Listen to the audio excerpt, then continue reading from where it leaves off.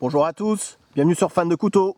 Aujourd'hui je vous présente un modèle de la marque Benchmade, le Freak. Bon, je suis obligé de vous la faire, hein. Est-ce que le Freak c'est chic? Voilà, bon, ça c'est fait. Mis à part ça, plus sérieusement, la question qui va se poser aujourd'hui c'est est-ce que, alors je le dis en anglais mais je vais vous la traduire la phrase, c'est est-ce que c'est un Griptilian killer? Est-ce que le Freak est un tueur de Griptilian? Est-ce qu'il est mieux que Griptilian? Est-ce que si vous avez déjà un Griptilian, est-ce que ça vaut le coup d'avoir un Freak? Si vous avez un Freak, est-ce que ça vaut le coup d'avoir un Griptilian? Et si vous avez aucun des deux, lequel je vous conseille? Je vais vous donner des pistes, voilà, et après libre à vous de faire votre choix. Donc c'est pas mon couteau, merci Stéphane, c'est un pote qui me l'a prêté parce que j'accroche pas. Alors j'accroche pas parce que j'ai déjà 4 ou 5 versions du Griptilian, qui est un couteau que j'adore. J'adore le Benchmade Griptilian, que ça soit ici en 154 cm, que ça soit en 20 CV avec le manche en G10, que ça soit la version AG, donc Hollow Grind avec le trou Spyderco. Voilà, peu importe la version, j'adore le Griptilian. Par contre, esthétiquement parlant, j'ai du mal. Voilà, j'ai jamais accroché vraiment avec l'esthétique du Freak. Ça ne retire en rien sur la qualité du couteau, sur la qualité de fabrication, sur l'axis lock, on est bien d'accord. C'est juste que esthétiquement, voilà, j'accroche pas. Certains vont accrocher. Voilà, je sais que mon pote, voilà, il le trouve très bien et très beau et il s'en sert régulièrement parce que c'est un super couteau de travail. Sûrement mieux que le Griptilian d'ailleurs, on va voir ça tout de suite. Et pour quasiment le même tarif. Alors avant un petit test de coupe en fin de vidéo comme d'habitude, on va parler des ressemblances et des différences entre ces deux couteaux. Déjà au niveau du tarif, il y a 10 € d'écart entre les deux. Ici avec le Griptilian on est à 105 €, ici avec le Freak on est à 115 €. Allez, on va dire qu'on est sur quasiment le même tarif, sur le même prix. La grosse différence qui va faire, alors mis à part l'esthétique, ça va être la lame. Le manche, bien évidemment, mais je reviendrai dessus après. C'est vraiment les seules choses qui font un petit peu cheap sur ce couteau, donc un petit peu bas de gamme sur ce couteau, que ce soit sur le Benchmade, le Griptilian ou le Benchmade Freak. Honnêtement, après c'est question de goût, mais franchement les deux manches font un petit peu bas de gamme. Voilà, donc vraiment la grosse différence pour moi en tout cas, ça se situe au niveau de la lame et de la forme de la lame et de l'acier utilisé. Ici avec le Griptilian on est sur une émouture sabre. Vous voyez ici l'émouture commence ici à descendre, alors qu'avec le Freak on va dire qu'on est sur une émouture, allez on va pas chipoter, sur une émouture quasiment plate totale, même mis à part ici, mais autrement sur une émouture plate totale. Donc question émouture, vous le savez maintenant, je préfère les émoutures plates totales. Je trouve que ça en fait des meilleurs slicers, des meilleurs trancheur pour couper des lames fines. Pour une utilisation du quotidien en EDC, je préfère avoir une lame full flat grind, donc émouture plate, qu'une lame avec une émouture sabre comme ici, où on va voir, alors je ne sais pas si ça va se voir à la caméra, mais forcément, et ça c'est physique, c'est qu'ici on va avoir un tranchant qui va être un petit peu plus épais que sur une émouture plate, qui va descendre progressivement vers un tranchant assez fin. Ce que je n'aime pas sur le Freak, et ça c'est vraiment personnel, c'est cette forme de lame.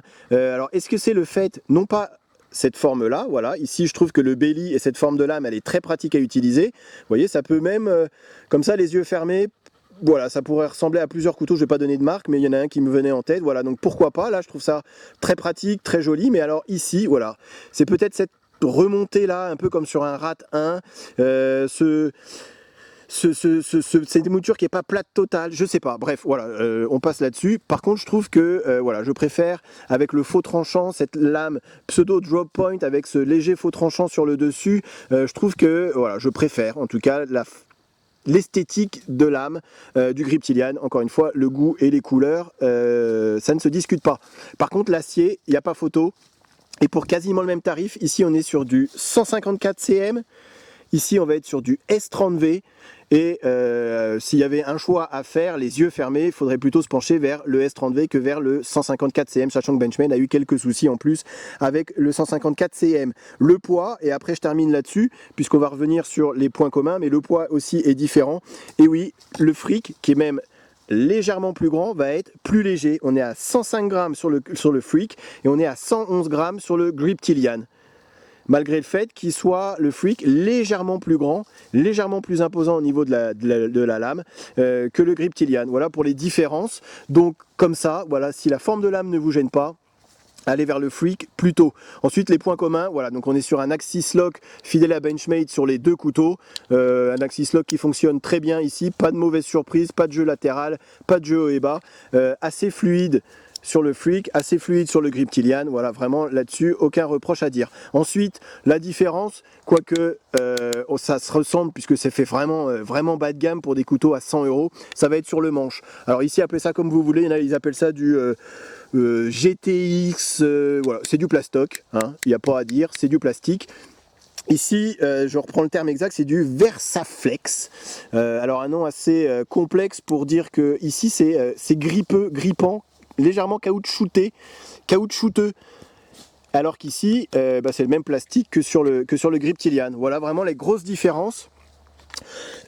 Pardon, au niveau du manche. Après on va regarder l'esthétique quand même, il n'y a pas grosse différence, c'est juste qu'ici c'est vrai qu'au niveau du grip, je parle pas au niveau de la qualité et du ressenti de la qualité, mais au moins au niveau du grip il va être légèrement meilleur sur le Freak. Après il faut aimer cette différence de couleur, cette différence de texture au niveau du manche. Trou pour la Dragon également, le clip ceinture, et puis je vous fais les tests de coupe, le clip ceinture qui va changer également, mais vraiment voilà, toujours autant de couteaux qui va dépasser de la poche. Ici on appelle ça, voilà, un clip que j'aime pas forcément, les goûts et les couleurs encore une fois, ici plus traditionnel de chez Benchmade. Je vous laisse seul juge au niveau du clip ceinture, ça reste des couteaux aux alentours de 100 € avec un manche somme toute quand même assez cheap. Au niveau de l'ergonomie, il va y avoir un avantage pour le Freak, sans contestation aucune. Le grip Kilian, comme son nom l'indique, grip Kilian, et il y avait du grip un petit peu partout. Du grip ici, du grip ici, du grip là, Et sur le dessus de lame, c'est pas gênant, ça fait pas mal. Mais c'est vrai que c'était peut-être un petit peu plus abrasif, un petit peu plus désagréable. Ici, avec le Freak, c'est beaucoup plus lisse. Des arêtes peut-être un petit peu moins saillantes, et le fait que ce manche soit légèrement caoutchouté, c'est fait que ça va vraiment en faire un couteau très agréable pour travailler avec, et un couteau avec lequel on va pouvoir travailler des heures. Vraiment celui-ci de couteau, à la limite, enfin si je devais l'acheter ou si je l'avais et je devais m'en servir, je m'en servirais comme un vrai couteau de travail, un couteau pour aller bosser dans les bois, pour aller couper des dizaines et dizaines de cartons pendant des heures, parce que c'est vrai qu'au niveau de l'ergonomie, franchement un bon point positif pour ce couteau-ci. Ensuite, j'en ai pas parlé, mais les platines, c'est comme sur le grip Kilian, c'est des platines à l'intérieur en acier inoxydable qui vont s'arrêter à peu près à la moitié. Donc ça retire un petit peu de solidité peut-être par rapport à des platines qui seraient totales. Maintenant, ça fait qu'un couteau de cette taille-là à 105 grammes, c'est quand même assez remarquable. Et je termine là-dessus parce que la lame, c'est vraiment ce qu'il y a d'important. Mis à part, vous aurez compris, voilà, le dessus que j'aime pas. Mais je trouve que par rapport au grip Kilian, avantage au Freak, puisqu'on a quand même un plus gros belly ici avec une petite zone plate et un gros ventre, ce qui va en faire un couteau peut-être plus polyvalent que le grip Kilian, qui a un tout petit belly ici, vous voyez, un tout petit ventre et une grande zone plate. Ici on va être tout en courbure, ce qui va en faire un couteau peut-être un petit peu plus polyvalent dans toutes les tâches du quotidien, couper un peu de nourriture, ouverture de boîte, carton, couper des cordes, etc., etc. Je vous fais tout de suite la démo. Alors c'est un couteau qui a déjà été utilisé, je ne l'ai pas affûté parce que c'est pas mon couteau. Mais sachez qu'il a déjà été utilisé, mais ça coupe encore très bien. Et j'avoue, je suis au départ, voilà, j'aimais pas. Esthétiquement parlant, j'aimais pas. Mais c'est vrai que pour s'en servir, et c'est ce que vous allez me dire, c'est ce qu'il y a de plus important au final. Pour s'en servir, c'est vraiment très agréable, et c'est sûrement plus agréable que le grip Kilian. C'est même plus agréable que le grip Kilian, je peux vous confirmer. C'est vraiment, on l'a vraiment très bien en main. Vous voyez, on est sur une grosse poignée. Ça conviendra à tout le monde. C'est vraiment pas mal. Voilà, c'est vraiment pour moi le couteau de travail par excellence. Voilà. Après l'Axis Lock, qui fait partie des locks des plus solides. Il y en a, j'ai regardé une vidéo aussi, pareil, le gars il bâtonne avec très légèrement, donc pourquoi pas, je vais pas le faire ici, c'est pas mon couteau. Mais c'est un lock vraiment très solide. Et le S30V est quand même largement un cran au-dessus que le 154 CM. Allez, un petit coup de tuyau pour insister sur cette ergonomie. Voilà, j'adore.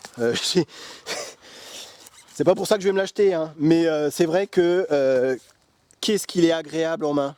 On va pouvoir travailler vraiment pendant très longtemps. C'est tout en rondeur. On a du grip, même avec les mains moites, vous voyez, là j'ai les mains toutes transpirantes vu la chaleur qu'il fait aujourd'hui. Et ça glisse pas, ça ne bouge pas. Voilà, c'est vraiment... Est-ce que je vais craquer? Non, je vais pas l'acheter, je peux pas tout acheter non plus. Mais c'est vraiment un super couteau de travail. Mis à part... Voilà, bon, esthétiquement, peu importe, mais c'est vraiment un super couteau de travail. On a une puissance de coupe avec cette lame en émouture quasi plate et cette ergonomie, encore une fois, quelle... Bon, j'aimais pas et j'aime de mieux en mieux. Voilà, plus je m'en sers et plus j'aime m'en servir et plus je trouve que finalement, voilà, je pourrais peut-être faire abstraction de l'esthétique pour me réfugier vers le pratique. Pour conclure sur le Benchmade Freak, vous aurez compris, je dirais pas je suis bluffé parce que c'est peut-être un petit peu fort, mais je suis agréablement surpris par cette ergonomie qu'on peut avoir avec le Freak et qui en fait un couteau de travail génial. On est sur un grand couteau quand même, j'avais pas donné ses dimensions, mais on est sur 9,1 cm de taille de lame contre 8,7 sur le Griptilian. Donc un EDC, pour moi, je ne pense pas. Et vous avez le mini Griptilian et vous avez le mini Freak aussi si ça vous intéresse. Pour en faire vraiment un EDC ici, on est vraiment sur le couteau outdoor, le couteau pliant autour du camp, en bivouac, pour aller en forêt, pour se préparer un casse-dalle, pour faire une rando. Voilà, franchement, je ne pense pas l'acheter parce que je ne peux pas tout acheter et que je possède, comme je vous l'ai déjà dit, pas mal de versions du Griptilian et que j'adore le Griptilian. Mais si vous ne possédez pas de Griptilian, honnêtement, pour les 10 € qu'il y a d'écart, sachant que franchement les deux manches honnêtement c'est 0 sur les deux hein, c'est vraiment pour du Benchmade made in USA et un couteau à plus de 100 €, c'est dommage parce que ça fait vraiment cheap. Voilà, c'est vraiment le seul reproche qu'on pourrait faire, c'est que ça fait bas de gamme, mais mis à part ça, voilà, peut-être aller un peu plus vers le Freak, vous aurez exactement les mêmes capacités, voire un petit peu plus, avec un acier du S30V qui va tenir le tranchant plus longtemps que le 154 CM. Et comme on peut voir ici, Benchmade est en train d'abandonner progressivement le 154 CM pour aller vers du S30V qui est un acier qui est en train de se démocratiser. Voilà, j'espère que la vidéo vous a plu, que ça vous a été utile pour faire votre choix et je vous dis à très bientôt sur Fan de Couteau. Salut!